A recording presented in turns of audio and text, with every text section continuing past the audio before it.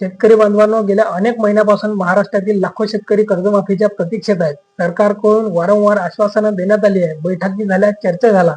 त्यामुळे प्रत्येक शेतकऱ्यांच्या मनात एकच आशा होती, यावेळी आपलं कर्ज माफ होणार. पण आज समोर आलेली पहिली यादी पाहिल्यानंतर अनेक शेतकरी बांधवांचा हिरमोड झाला आहे.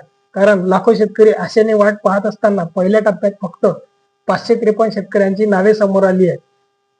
त्यामुळे ज्यांचं नाव या यादीत नाही त्या शेतकऱ्यांमध्ये नैसर्गिकरित्या निराशा आणि संभ्रमाचं वातावरण तयार झालेलं आहे.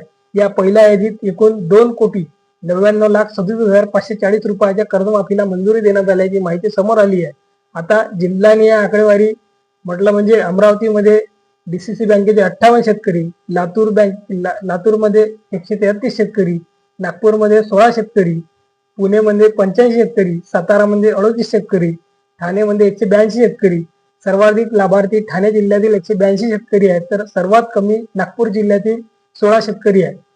या पहिल्या यादीत आहेत. शेतकरी बांधवांना आज अनेक गावांमध्ये एकच चर्चा सुरू आहे की मोठी कर्जमाफी जाहीर होणार होती, मग पहिल्या यादीत एवढेच शेतकरी का, हा प्रश्न प्रत्येकाच्या मनात आहे. पण एक गोष्ट लक्षात ठेवा, पहिल्या यादीत नाव नाही म्हणजे कर्जमाफी मिळणार नाही असा निष्कर्ष अजिबात काढू नका.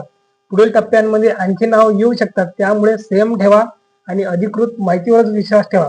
तुमचं कर्ज जर संबंधित डीसीसी बँकेत असेल तर सोसायटीचे सचिव किंवा बँक शाखेत जाऊन माहिती नक्की घ्या. शेतकरी बांधवांनो, तुमच्या जिल्ह्यात किती शेतकऱ्यांची नावे आहेत किंवा तुमच्या गावात काय माहिती मिळाली असेल तर कमेंटमध्ये नक्की सांगा.